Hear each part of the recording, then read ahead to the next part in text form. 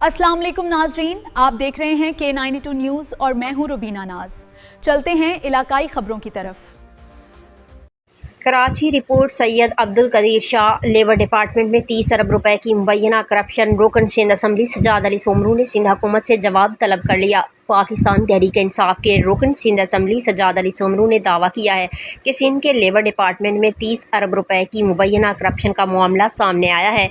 उनका कहना था कि अगर मुतल्लिका सूबाई वज़ीर की जानिब से अपनी ही वजारत में बेज़ाब्तगियों की निशानदेही की जा रही है तो ये इंतहाई संजीदा मामला है जिसकी शफाफ तहकीकात होनी चाहिए।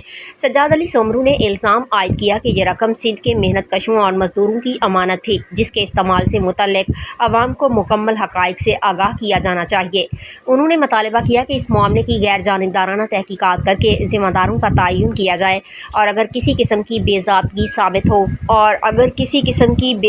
साबित हो तो कानून के मुताबिक कार्रवाई की जाए। उन्होंने मज़ीद कहा कि सिंध हुकूमत को इस मामले पर अपना मौक़िफ़ वाज़ेह करना चाहिए ताकि अवाम के ज़हनों में पाए जाने वाले सवालात के जवाब मिल सकें।